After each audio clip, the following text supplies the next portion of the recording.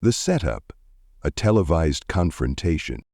Karoline Leavitt knew she was walking into a battle the moment she took her seat on stage. The cameras were rolling, the lights burned bright, and across from her sat Paul Danning, one of the most notorious TV hosts in America.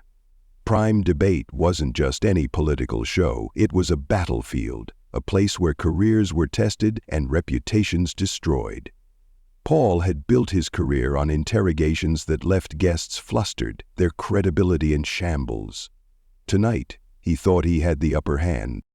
But Karoline was no ordinary guest. She was sharp, composed, and ready for whatever came her way. As the segment began, Paul leaned forward, setting his trap with a deceptively calm question.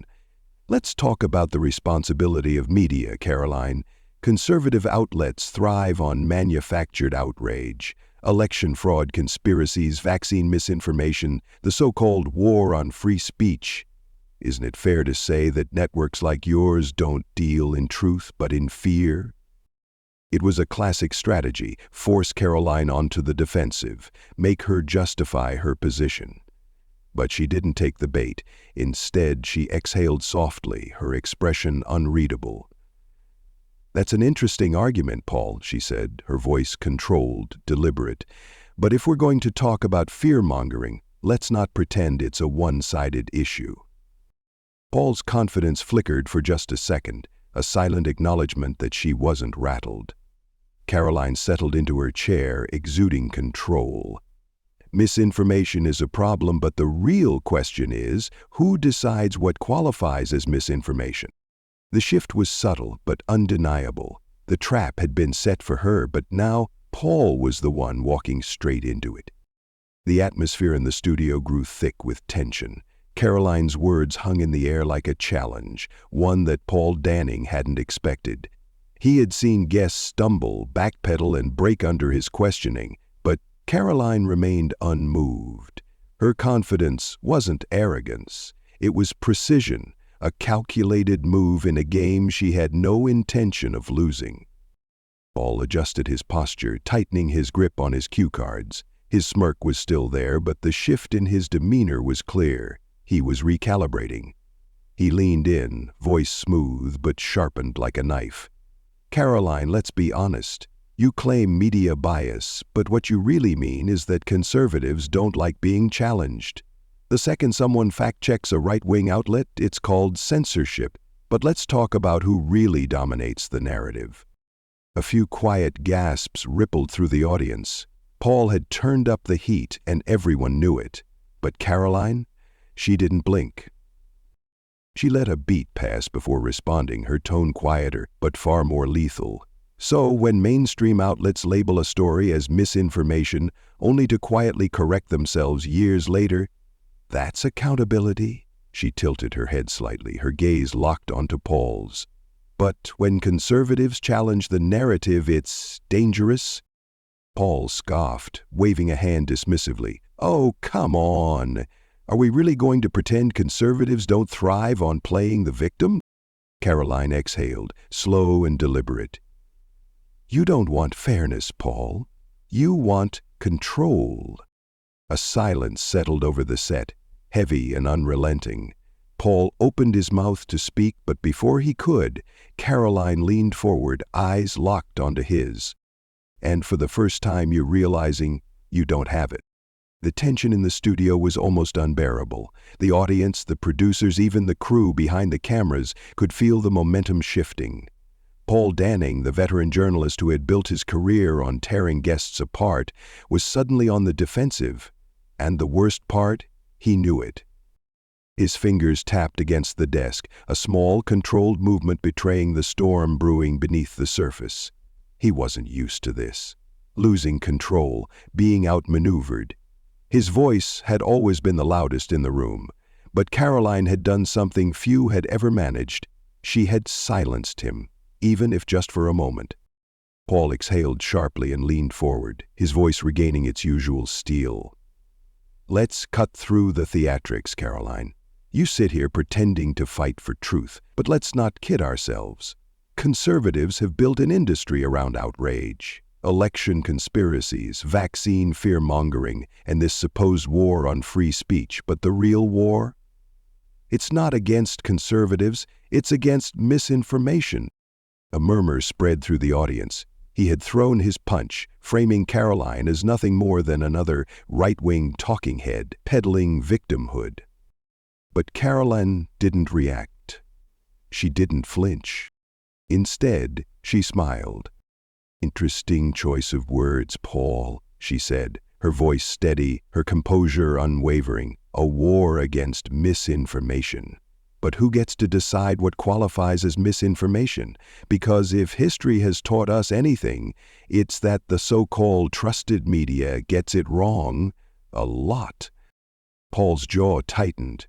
"Oh, please, is this about the media making mistakes? We correct them. Meanwhile, your side doubles down on conspiracy theories and spreads paranoia."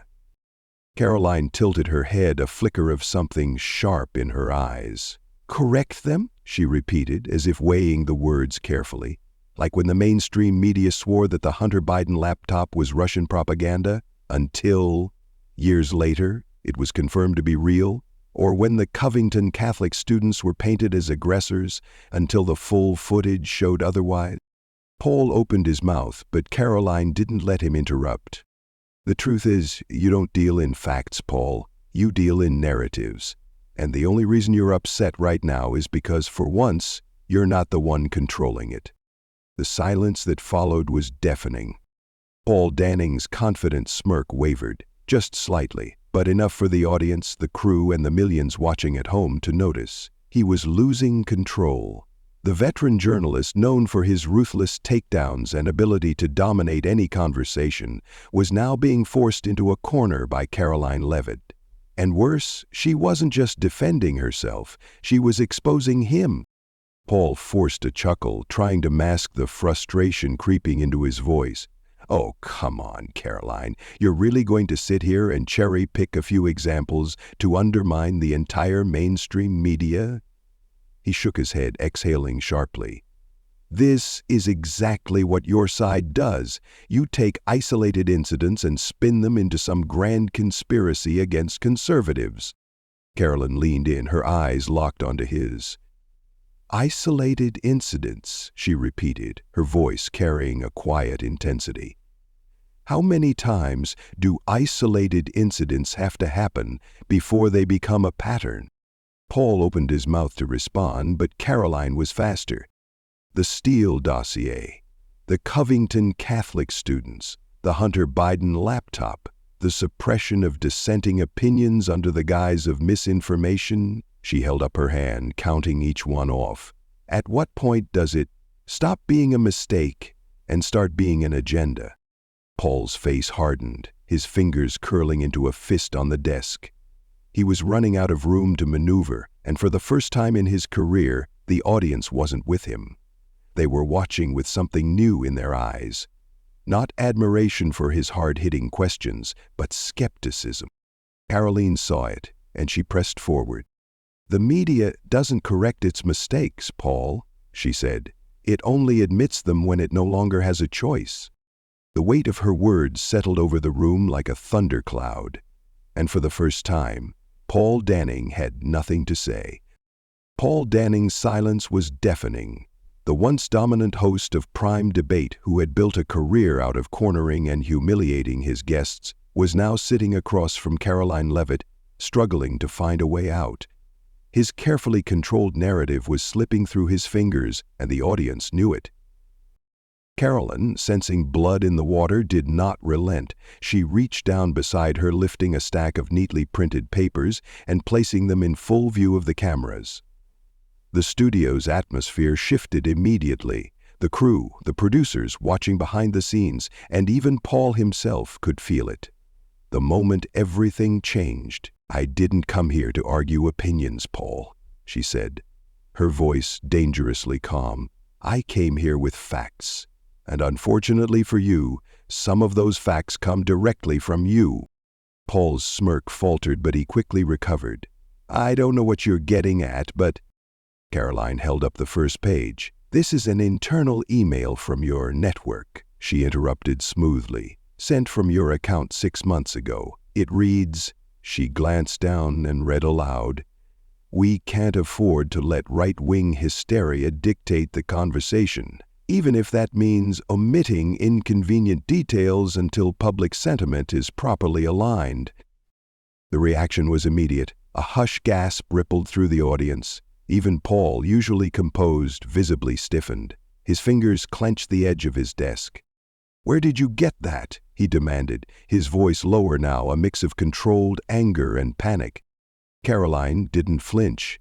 "It's already circulating online," she replied. "People are reading it as we speak." Paul inhaled sharply, shaking his head. "Emails can be taken out of context." "Oh, I agree," Karoline said, flipping to the next page, "which is why I brought the entire thread." A wave of tension rolled over the studio. The control room was in chaos, producers whispering frantically, executives scrambling for damage control. This wasn't just an embarrassing moment. This was a complete and total exposure of the network's manipulation tactics. Karoline pressed forward. "You claim conservatives push fear and misinformation, but here you are, admitting to shaping narratives before the public even gets a chance to decide for themselves." Paul opened his mouth to fight back, but for the first time in his career he had no escape. Paul Danning's carefully crafted confidence was cracking, and everyone could see it. His usual composure, the smug smirk, the controlled tone, the unwavering presence, was slipping away with every second of silence. The power dynamic had shifted, and for the first time Paul wasn't the one holding the reins. Karoline let the moment breathe. She didn't rush to fill the silence, allowing the weight of her revelation to settle over the studio like a storm cloud. The audience wasn't just watching a debate anymore. They were witnessing the dismantling of a media titan in real time. Paul inhaled sharply, forcing himself to recover. "This is ridiculous," he scoffed, leaning back in his chair. "A few cherry-picked lines from private emails don't prove some grand conspiracy." Karoline raised an eyebrow, unbothered. "Cherry-picked?" she echoed. "Then why is your network in full-blown damage control right now?" Paul's expression darkened, his jaw tightening. He stole a glance toward the control room, where producers were pacing frantically, their whispers urgent. Karoline had hit a nerve, and he knew it. His voice came quieter now, more restrained. "If you think a few leaked emails are enough to bring down an entire institution..." Karoline cut him off. "I don't have to bring it down, Paul," she said, her voice sharp as a blade. "It's already collapsing under the weight of its own hypocrisy." The studio fell into a suffocating silence. The crew, the control room, even the live audience. Everyone felt it. Paul Danning, the man who had controlled narratives for years, was no longer in charge. And for the first time, he realized it too. The weight of the moment pressed down on Paul Danning like an unbearable force. He could feel it, the walls closing in, the studio suffocating him with an energy he no longer controlled. The murmurs in his earpiece had stopped, replaced by an ominous silence. Even the producers, the very people who had always guided him through tough interviews, were now watching him with a mix of apprehension and resignation. Karoline didn't need to press further. She had done what she came to do, but Paul wasn't ready to accept it. Not yet. His pride, his career, his legacy, all of it was on the line. "This entire conversation," he began, his voice uneven, "is exactly the problem with media today. Conservatives have built an industry out of claiming victimhood, out of pushing this idea that they're being silenced." Karoline tilted her head slightly, sensing his desperation. "Are you saying conservatives don't contribute to society, Paul?" Paul blinked, just a fraction too slow, his brain scrambling to recover from the trap he had unknowingly walked into. He hesitated for a second, just 1 second, but it was enough. Somewhere beyond the studio on social media, the clip was already being cut, trimmed, and shared. His words, his dismissive tone, the smugness he had wielded for years, it was all turning against him. The reaction was immediate. The control room erupted into chaos. Producers whispered, executives made calls, and live reaction feeds flooded with outrage. And then Paul saw it. the moment that sealed his fate. Karoline sat back, folded her hands, and simply watched. She wasn't attacking anymore. She didn't have to. Paul was unraveling all on his own.